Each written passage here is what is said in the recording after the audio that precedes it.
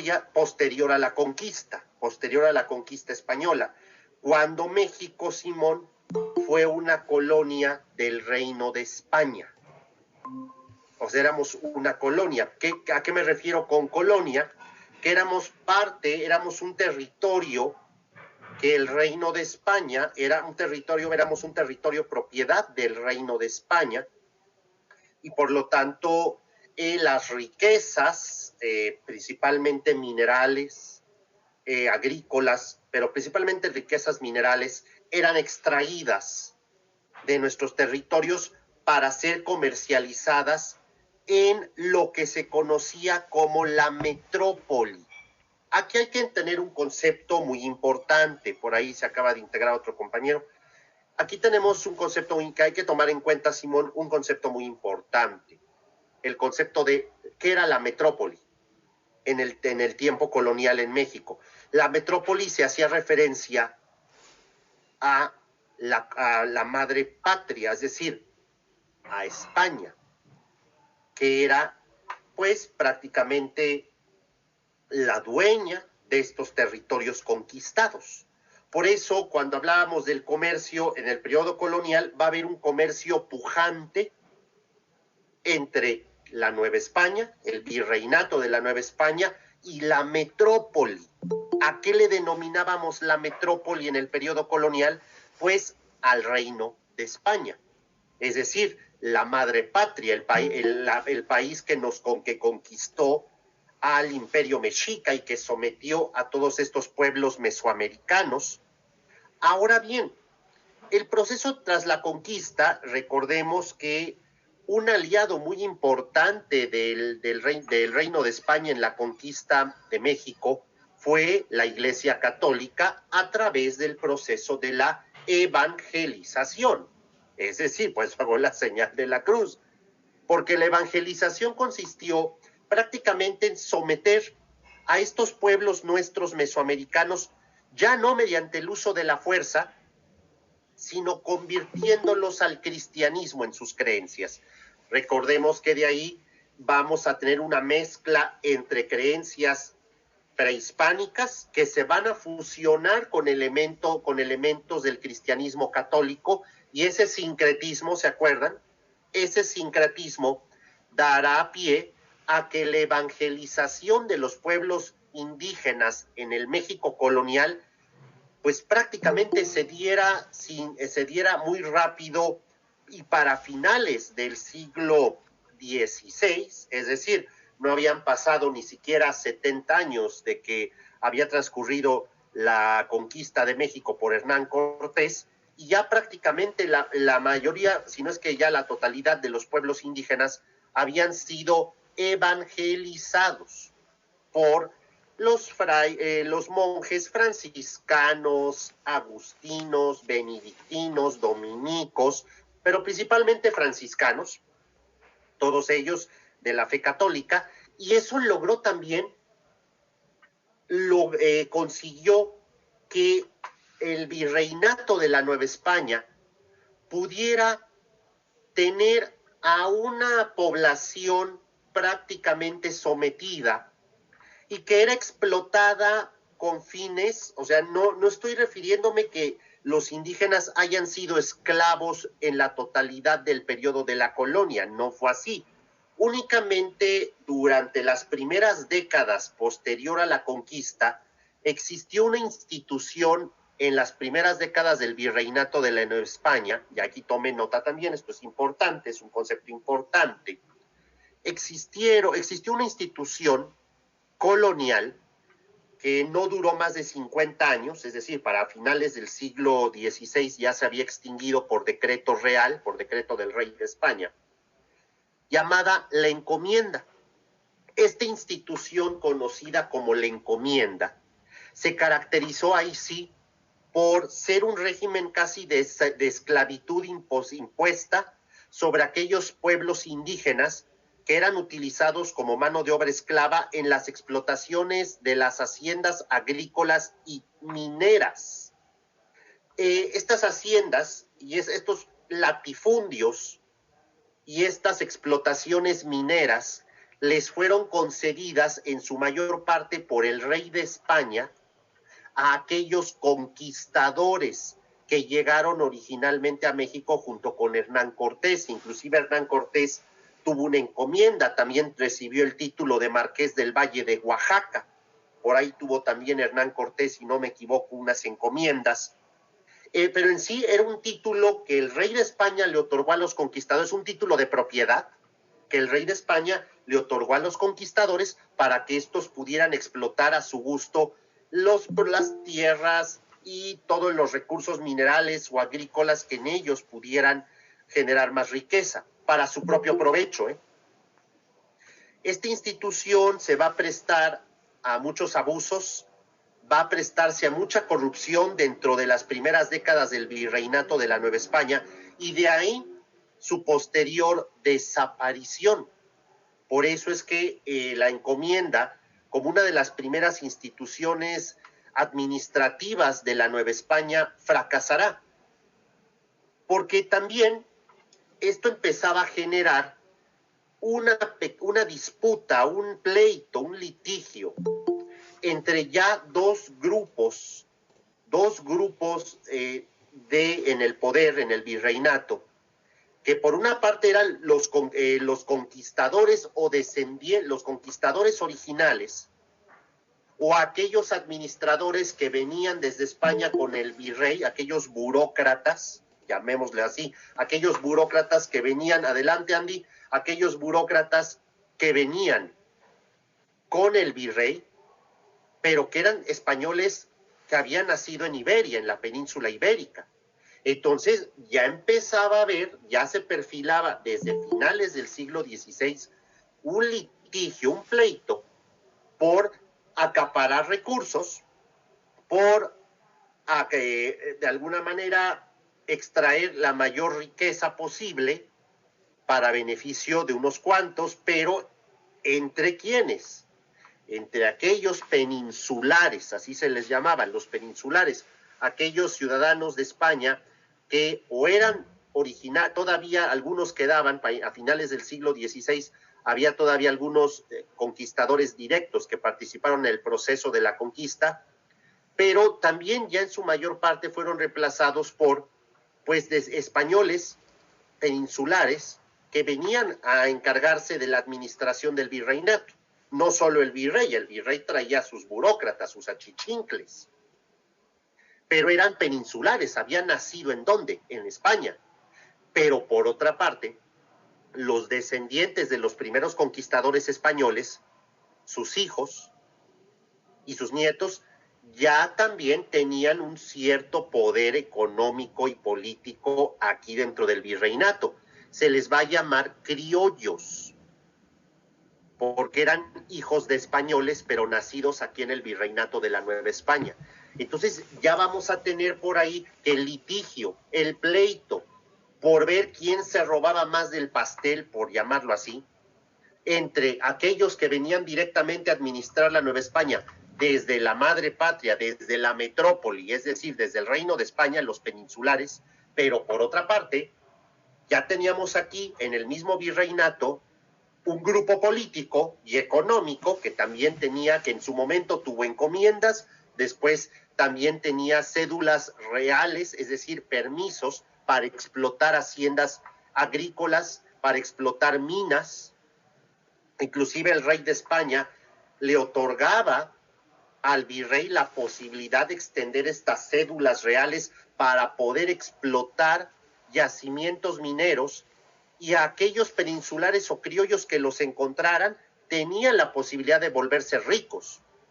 Claro que había que una parte de esa producción minera inmediatamente le pertenecía a la corona de España, pero otra parte era propiedad del que la descubriera. Por eso el rey te otorgaba una cédula real. Y es ahí que precisamente la Nueva España se va a caracterizar por ser un territorio que va a girar su economía en torno a la explotación minera, principalmente oro y plata. He ahí que para finales del siglo XVI, principio del siglo XVII, ya teníamos decretos reales, decretos que venían desde el rey de España, firmados por el rey de España, para la creación de los reales de Minas. ¿Se acuerdan que eran los reales de Minas? ¿O real de Minas? Por ahí, Andy. ¿Te acuerdas que eran los reales de Minas? Vivaldi. Los reales de Minas eran aquellos caminos que se tenían que trazar Andy. Eran aquellos caminos que se tenían que trazar a lo largo de cientos de kilómetros de la orografía de la Nueva España, generalmente hacia el centro norte del país, para explotar yacimientos minerales, principalmente de plata, de oro también, pero principalmente plata, que se ubicaban en lugares muy apartados desde el Valle de México, lugares muy apartados de los núcleos de población centrales en la Nueva España. El núcleo central de la población en Nueva España, no olvidemos que se ubicaba en el Valle de México, en lo que alguna vez fue Tenochtitlán, ¿se acuerdan? La Ciudad de México. Inclusive ustedes podrán ver que el escudo de la Ciudad de México, el escudo de la CDMX, no el escudo del gobierno de Sheinbaum, no, el escudo oficial del gobierno de la Ciudad de México son dos leones sobre dos torres sobre un lago, sobre un río, porque ese fue el escudo original que se creó desde aquellos tiempos de la Nueva España. Por otra parte, había núcleos de población muy importantes en Guadalajara. Guadalajara igual se fundará por mediados del siglo XVI. Monterrey, por ejemplo, será fundado con estas encomiendas que utilizaban mano de obra esclava, principalmente tlaxcalteca. Monterrey y Saltillo así se van a fundar en el norte por 1576. Eran los principales núcleos urbanos y empezó a aparecer también un núcleo urbano muy importante en lo que será el Bajío, Guanajuato, precisamente porque se descubrió que Guanajuato, donde está la ciudad de Guanajuato, la capital del estado, estaba llena de vetas de plata.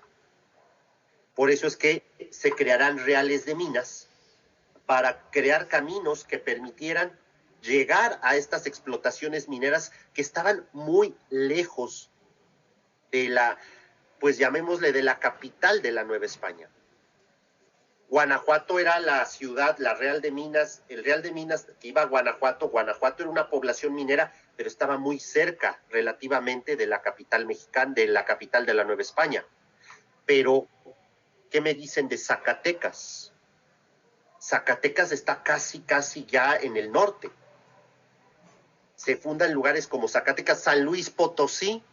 San Luis Potosí se pensaba que estaba lleno de plata y por eso se le puso Potosí en honor a otro yacimiento muy rico, el más rico de plata en aquellos siglos, que estaba en Bolivia, en lo que será Bolivia, en la región de Potosí, que en aquel entonces ya también era colonia de España, en el virreinato, si no recuerdo, el virreinato del Perú, la región de Potosí en Bolivia, en lo que hoy es Bolivia, pero que en aquel entonces pertenecía al virreinato del Perú.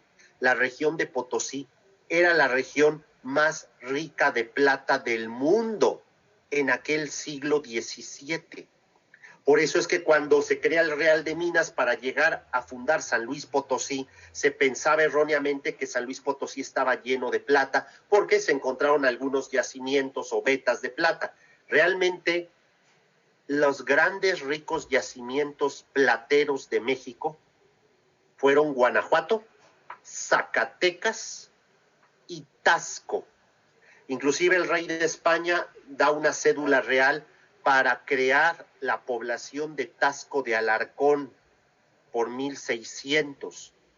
Sí, o sea, desde 1600 el rey de España firmó como un decreto, una cédula real para fundar Tasco de Alarcón, en lo que hoy es Tasco prácticamente, ¿no? Porque eran poblaciones que vivían de la minería y extraían anualmente miles de toneladas de plata y en menor medida de oro, aunque el oro se daba más en Guanajuato, pero se extraían miles de toneladas anuales de plata. ¿A dónde iba a parar toda esa riqueza en su mayor parte? Al Reino de España. Prácticamente la Nueva España, lo que conoceremos como México, fue quien mantuvo económicamente al Reino de España como una superpotencia durante 2 siglos y medio. Amplío un poco el concepto, no nada más la Nueva España, el virreinato del Perú y el virreinato de la Nueva España prácticamente alimentaron con su plata y su oro la economía del Reino de España. España la despilfarró toda esa riqueza, no me voy a extender, ese es un tema más de historia universal, pero para quien le guste ampliar sobre el tema, hay muchas publicaciones al respecto. Pero realmente en Virreinato de Nueva España, México y el Virreinato del Perú fueron las regiones que permitieron que España se convirtiera en una potencia naval y militar. España, ¿qué hizo con toda esa riqueza que saqueó de aquí? La despilfarró en guerras con sus vecinos, principalmente Francia e Inglaterra. ¿Por qué? Porque acuérdense que España era católica.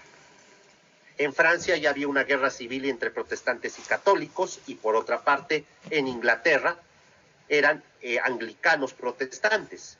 Llegó en un momento, no me voy a extender mucho en ello, para regresar ya al virreinato de Nueva España, pero por ejemplo hubo un intento cuando el rey Felipe II de España en 1588 quiso invadir Inglaterra para convertirla al catolicismo y mandó construir la mayor flota naval de aquella época. La Armada Invencible le llamaron. Prácticamente Felipe II se gastó casi todo el erario de España, del Reino de España, en un año, en esa flota, para que la hundiera una tormenta en el Canal de la Mancha. Con eso les digo todo.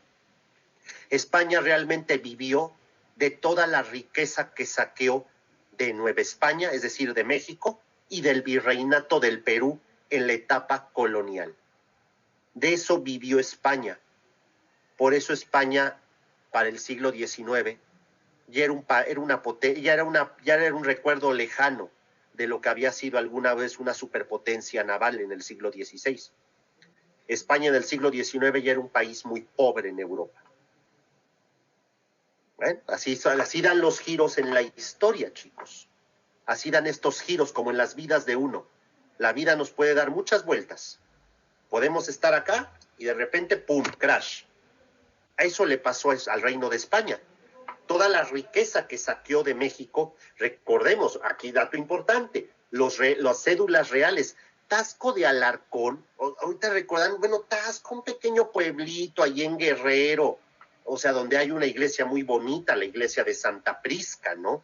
Hermosa la iglesia, pero pues Tasco, creo que hay más población en Ixtapaluca que en Tasco. ¿Qué fue lo que pasó con Tasco?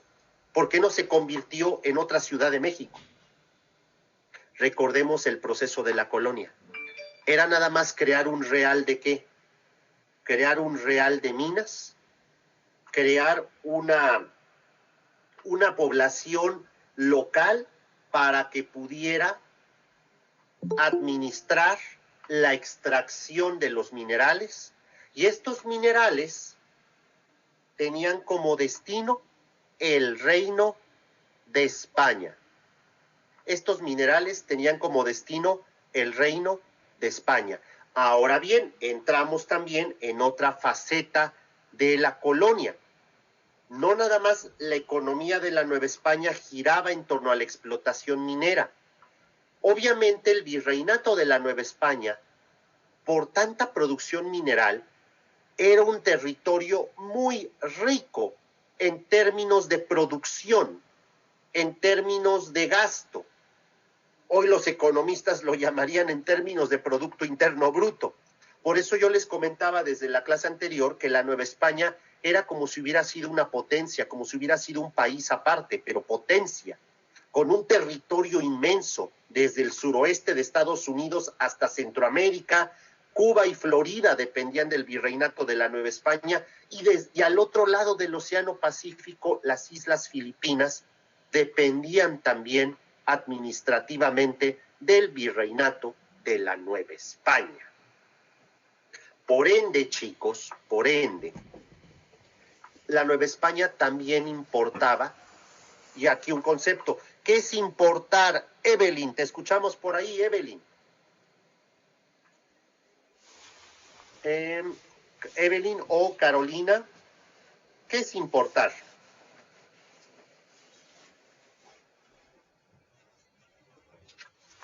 Exportar algunos bienes hacia otro país, o sea, pasar algunas cosas de un lugar a otro. Así es.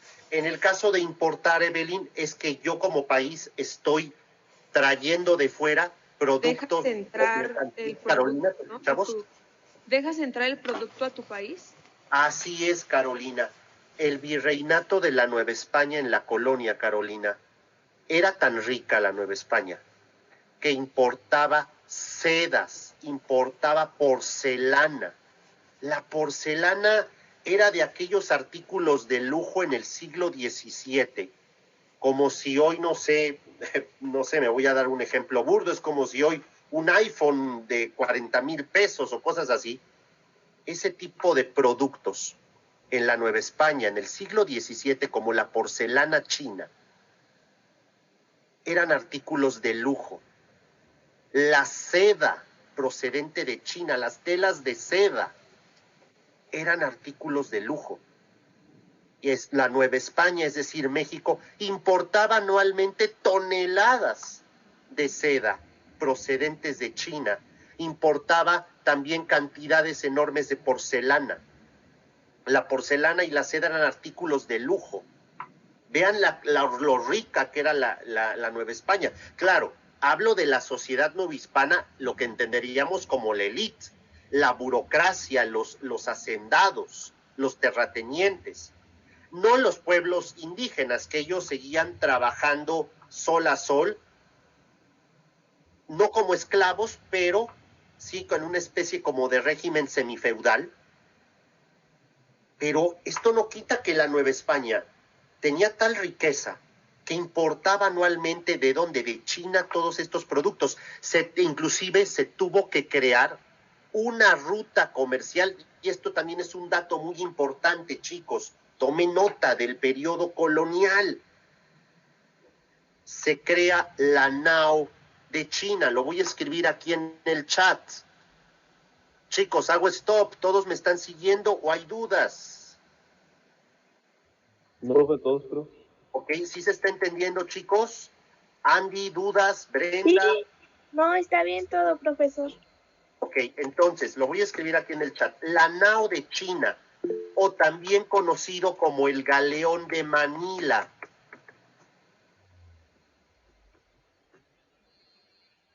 La NAO de China, o también conocido como Galeón de Manila, era una serie de buques autorizados por el virreinato de la Nueva España, con previo permiso y autorización cédula real del rey de España, para que esos buques, esos barcos, pudieran desembarcar sus productos procedentes de China. ¿En qué puerto de la Nueva España estaba autorizado solamente a recibir esos buques, que eran buques españoles, que daban la vuelta al otro lado del Pacífico? Por eso el Galeón de Manila. Manila es la capital de las Islas Filipinas. Recordemos que las Filipinas fueron una dependencia del virreinato de la Nueva España, hasta allá lejos en las Filipinas, o sea, pasando el Pacífico. Entonces, la nao de China o Galeón de Manila eran estos buques llamados galeones, estos buques de aquella época de madera, de vela, pero muy grandes. Eran ese galeón, cada año iba y venía, eran viajes que tardaban medio año prácticamente. Recuerden que pues, no había máquina de vapor, no había diésel, o sea, era vela. Y obviamente el Galeón de Manila pues trazaba una ruta.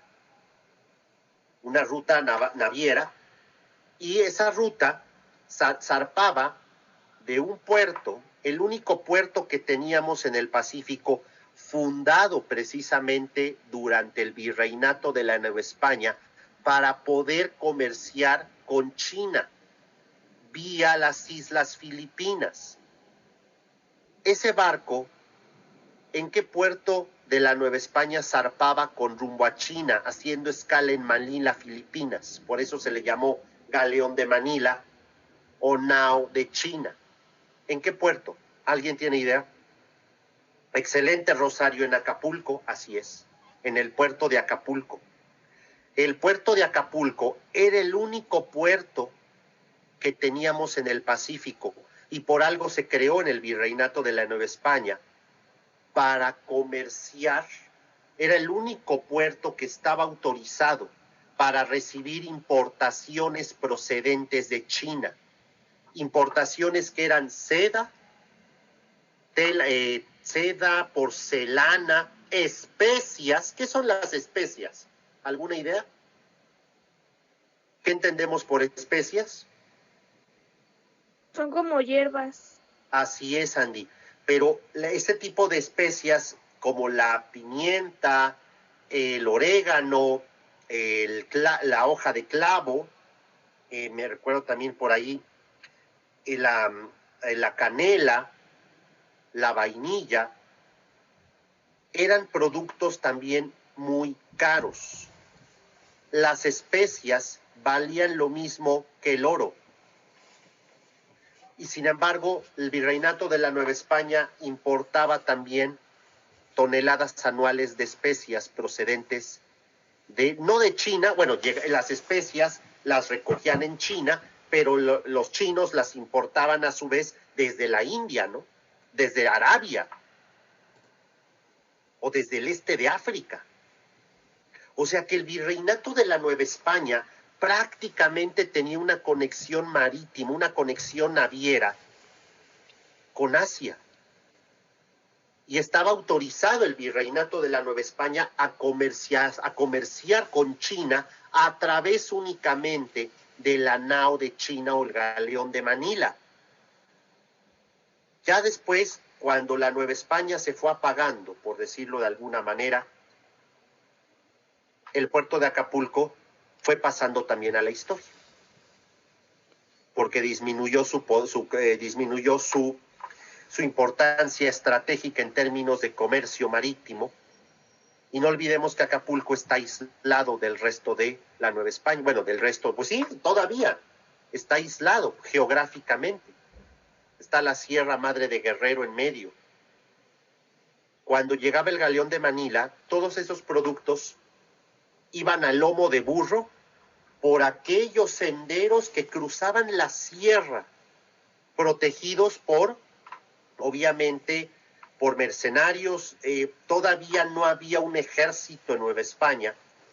El ejército de la Nueva España, o también llamado Tribunal de la Cordada, si no me equivoco, ese ejército novohispano se creará hasta el siglo XVIII.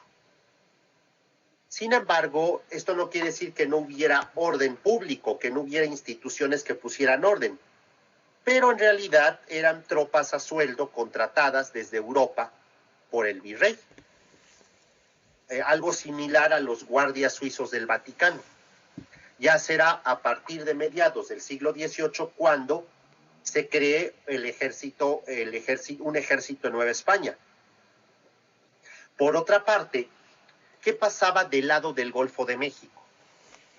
¿Que no Hernán Cortés fundó la Villarrica de la Veracruz, el primer puerto, el primer asentamiento de España en México, la Villarrica de la Veracruz, donde se va a construir inclusive un fuerte militar llamado San Juan de Ulúa, que después será una prisión infame durante el siglo XIX?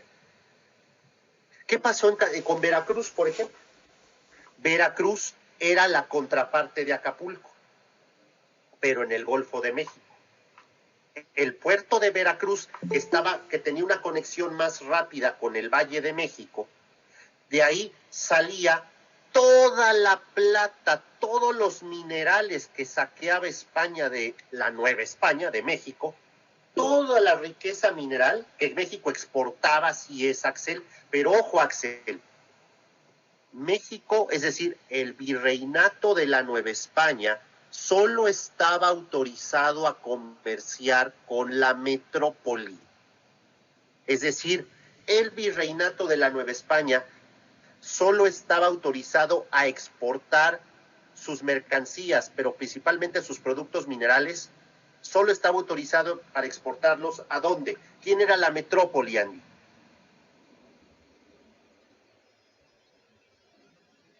¿Quién era la metrópoli? ¿O a qué le conocían? A ver, por ahí sí, por ahí escuché una participación, adelante. España era la metrópoli. Así es. La Nueva España tenía tajantemente prohibido comerciar, es decir, exportar a otra región que no fuera España, el Reino de España. Ni siquiera la Nueva España tenía autorización para exportar hacia otros virreinatos de España en Sudamérica. Por ejemplo, España no podía exportar al virreinato de la Nueva Granada, en lo que hoy es Colombia, no podía exportar al virreinato del Perú o al virreinato del Río de la Plata, en lo que hoy es Argentina y Uruguay. No tenía autorización. Carolina, entonces no era una exportación que estuvieran autorizando, era más bien un saqueo, ¿no? Bueno. Así es, por eso, exacto, era un saqueo. Era un saqueo que enriquecía solo a los administrativos de España aquí en México, tanto criollos como peninsulares. Pero quien sacaba provecho de ello era precisamente el Reino de España, Carolina, porque toda esa plata que salía de México solo tenía un destino final, Caro, el puerto de Sevilla, en España. Sevilla era el único puerto autorizado en España para recibir todas las exportaciones minerales procedentes ¿de dónde? De la Nueva España. Por eso es que en Sevilla, vamos a suponer, haciendo un ejercicio de imaginación, si ustedes hubieran vivido en España en el siglo XVII o principios del siglo XVIII y hubieran querido, como hombres de fortuna, ir a vivir a la Nueva España, la cédula que el rey la cédula administrativa que tenía que tener el sello del rey, donde se les autorizaba poder asentarse en Nueva España en lo denominado las Indias. Por eso llegó a haber un Consejo Real de Indias, ¿se acuerdan? Ese Consejo Real de Indias tenía su sede en Sevilla. Esa era como la institución migratoria que le autorizaba a un peninsular poder asentarse en territorio mexicano, bueno, en territorio de la Nueva España, pues recuerden que el concepto de México como país aún no existía. Entonces, era muy protegido el mercado de exportación de las colonias españolas en América. Era una economía, las economías de las colonias españolas en América eran sumamente proteccionistas. ¿Por qué? Porque el Reino de España no les permitía exportar más que directamente hacia España. Y una por una, es decir, el virreinato de la Nueva España, reitero, no podía exportar su plata, su oro, sus productos como el tabaco, el café, no los podía exportar más que a España. Y solo había un puerto autorizado en España. ¿Cuál era? Donde podía desembarcar todas esas mercancías y minerales. ¿Qué puerto era? Recuérdenlo. Sevilla. Sevilla. Todo lo demás era contrabando, que por supuesto existía ya. Había contrabando, claro que sí.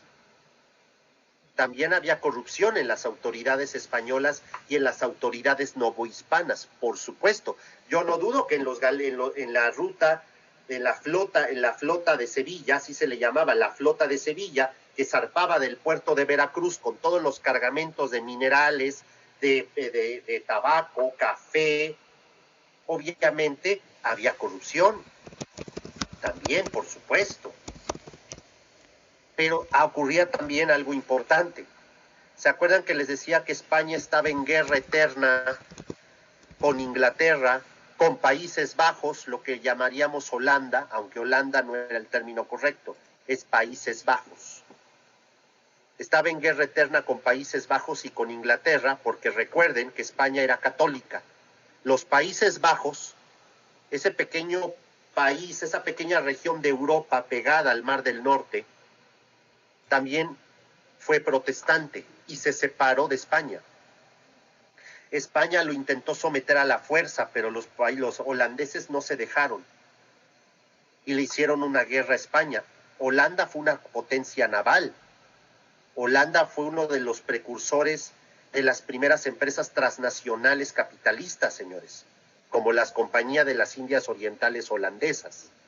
Holanda, ese chiquitito, no se dejó y le metió unos trancazos navales a España muy fuertes. Inglaterra ni se diga. ¿Saben lo que hacían los reyes el rey de Inglaterra, la reina de Inglaterra o rey de Inglaterra, dependiendo, y el reino de Países Bajos?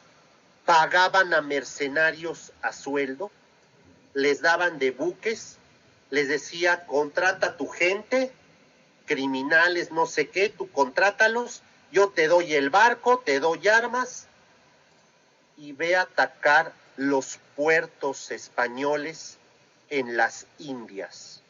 ¿Cómo se les llamó esa gente? Pagados por la reina de Inglaterra, pagados por el rey de Países Bajos, para ir a hacerle la guerra a España hasta en las Indias, hasta acá en este lado del mundo. ¿Cómo se les llamó a esos mercenarios? A ver, por ahí seguro han escuchado el concepto, chicos. ¿Sí se escucha bien el audio? Maestro, ¿se escucha bien el audio? Maestro Salomón, ¿se escucha bien el audio? Se escucha bien el audio. Ok, ¿la cámara se ve? Sí, profe. Ok, ¿sí se ve la imagen, Evelyn? Bien, perfecto. Ok, eran piratas, los famosos piratas. Los piratas eran estos mercenarios pagados a sueldo por el rey de Inglaterra, por el rey de Países Bajos, para ir a saquear los puertos más ricos de la Nueva España y en el Caribe. O sea que no trabajaban por su propia cuenta.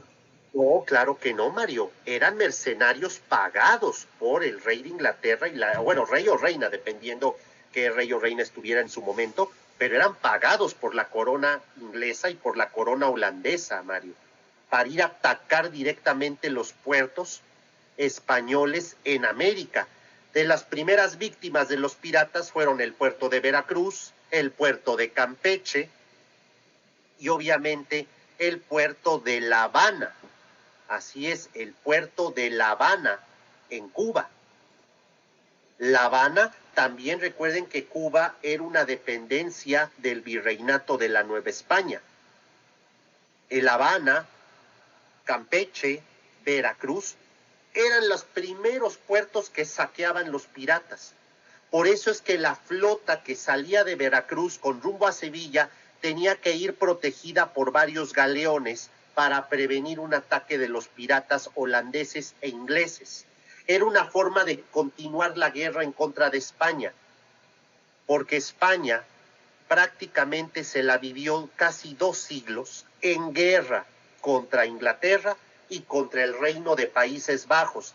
E inclusive ya entrados principios del siglo XVIII, todavía a España se le ocurre meterse en una guerra por una sucesión dinástica de reyes en Francia y en Austria.